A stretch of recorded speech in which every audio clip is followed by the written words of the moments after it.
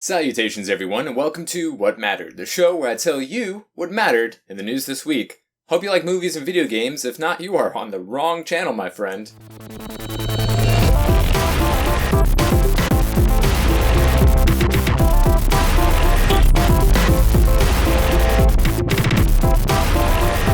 This week marks the beginning of the Overwatch Halloween event, which I totally called, by the way, if you remember. Of course, there was also this leaked comic book a couple of days beforehand that definitely confirmed that there will indeed be a Halloween event similar to the Summer Games. Unlike the Summer Games, however, you can actually buy these new skins, emotes, and victory poses and sprays with your currency. They are more expensive than the ones that we are used to, but you can at least buy them, so if you don't get the luck of the draw via the RNG jack-o'-lantern loot boxes, you can buy them if you have enough scratch. A lot of people going crazy for the Mercy and the Pumpkin Reaper, and along with this Halloween event isn't just new skins and such, but we have a new PvE mode, the first of its kind for Overwatch, in the Brawl mode, which is Dr. Junkenstein's Revenge, which is a Horde mode.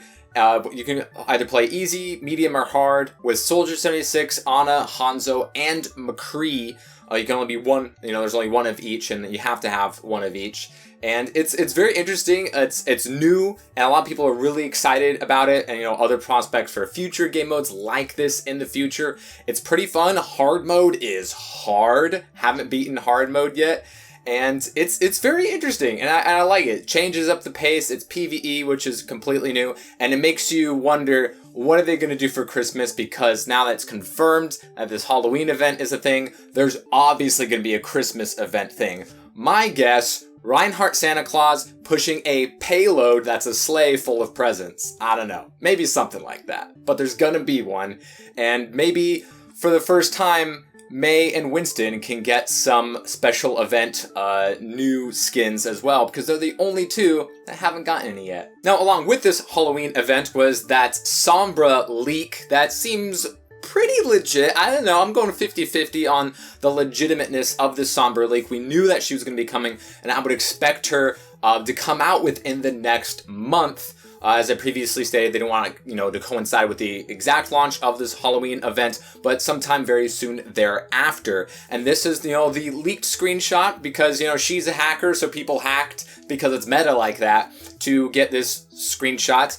There's no confirmation, of course, from Blizzard, but I think we can expect to hear something from Sombra, which we know is going to be the next DLC character with the new ARG stuff, which people in the Dr. Junkenstein PvE Brawl mode have been killing crows because they think there's going to be an Easter egg to that. Turns out there is no Easter egg involved with the crows or anything with Sombra in this new Halloween special, which, changes a lot of the maps, including making Hollywood nighttime and putting decorations of Halloween themed stuff all over the place. So no official confirmation on Sombra, but this looks pretty legit. It's very similar to the character that we've seen, which has remained unnamed at this point in other Overwatch official art. So it looks rather legitimate. She's got some guns that people have speculated that she would have prior to this alleged leak. So I'll just have to stay tuned, and hopefully, she's a good, fun character. Fantastic Beasts and Where to Find Them is going to be coming out this November, and we knew that it was going to be a trilogy when it was first announced 2 years ago, and we already have the release date of the second film that will be coming out in 2018. But we learned this week that it is not a trilogy. That was just a placeholder. They're making 5 movies, because what's better than a lot of money?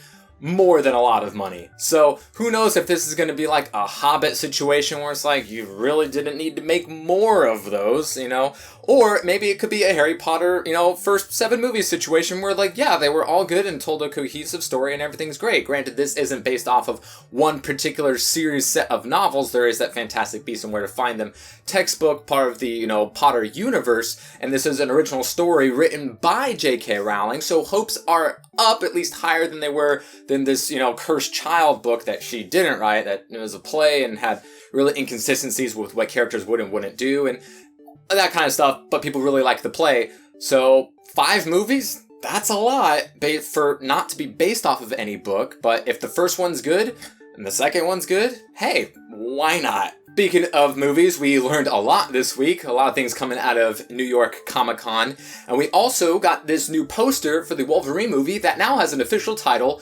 Logan. And he's supposedly pretty old. Patrick Stewart is going to be reprising the role of Professor X, and he is very old, actually being taken care of by two other mutants. So this is definitely looking like an Old Man Logan storyline. The hand in this poster is actually X-23's hand. So yeah, looks to be all but confirmed. We got an Old Man Logan. We know this is Hugh Jackman's last reprisal of the iconic Wolverine role that he's been known for the better part of 2 decades now. And it's hopefully going to be good. They are shooting for an R rating. Whether that's necessary for the story or not is to be seen. I don't want the studios to get the wrong idea or the success of Deadpool to be like, oh, all we have to do is make things rated R and people will love them. No. It's got to be true to the source material, be true to the character and be, a direct representation of what we already know and love about the character. And Hugh Jackman has done a fantastic role so far. He's had a couple of the X-Men movies do not so well, the third one and then the third one again. But, the last Wolverine solo movie wasn't bad at all, even though the first one was terrible and there was that whole Deadpool situation. But hopefully this one's really good, and if they can do the Old Man Logan storyline justice, it can be one hell of a film that they say is going to have a totally different tone than the rest of them. Also at New York Comic Con, we got to see the first trailer of the Iron Fist Netflix series, which will be the next one coming out now that Luke Cage is out, and that's been getting really good reviews. So now we know Iron Fist and what that's going to look like can be quite promising. That's going to have some very different fight scenes than what we've seen from Daredevil and Jessica Jones and Luke Cage, with the whole mystical element and, maybe more hand-to-hand combat where things are maybe more competitive than some of the people that Luke Cage may be fighting.